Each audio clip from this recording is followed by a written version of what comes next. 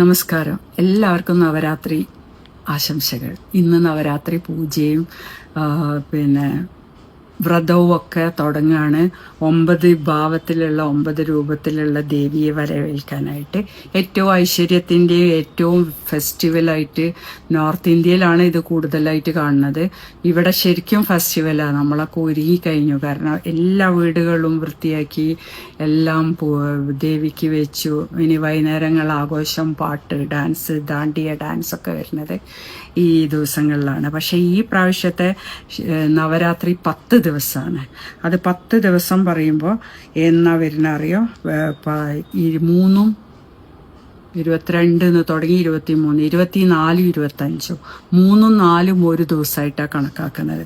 കാരണം അത് ഓരോ മാസം തിഥിയ പറഞ്ഞിട്ട് ലൂണാർ കലണ്ടർ പ്രകാരം ചന്ദ്രൻ 12 ഡിഗ്രി വ്യത്യാസത്തിൽ വരുന്ന സൂര്യന് വരുന്ന സമയമാണ്. വ്യത്യാസം വരാൻ വേണ്ടി ശ്രമിക്കുന്ന സമയമാണ് തിഥി പറയുന്നത്. ചന്ദ്രൻ ഭൂമിയെ പ്രദക്ഷിണം വെക്കുമ്പോൾ സൂര്യപ്രകാശം ചന്ദ്രമണ്ഡലത്തിൽ തട്ടി പ്രതിഫലിക്കുന്ന അളവിന്റെ വ്യത്യാസം വരുന്നു.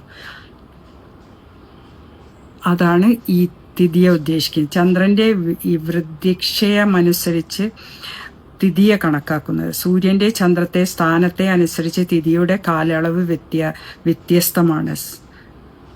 അപ്പോൾ ഇങ്ങനെയാണ് തിഥിയ. അപ്പോൾ 10 ദിവസത്തെ നവരാത്രിയാണ് ഈ പ്രാവശ്യത്തിൽ ആഘോഷിക്കാൻ പോകുന്നത്. അപ്പോൾ ഈ നവരാത്രി ആഘോഷിക്കുക എന്നുള്ളത് 9 കളറിലാണ് ഓരോ ദിവസവും. ഇന്ന് എന്താ പറയുക, ഇന്ന് വൈറ്റ് കളർ, നാളെ റെഡ് കളർ, ഇന്ന് മാ ശൈലപുത്രിനെയാണ് വരവേൽക്കാനിരിക്കുന്നത്.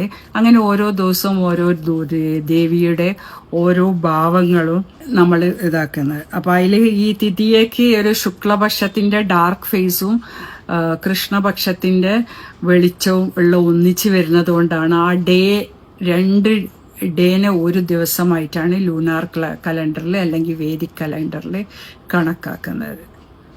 അപ്പോൾ 22, 23, 24, 25 അങ്ങനെ 2 ദിവസം.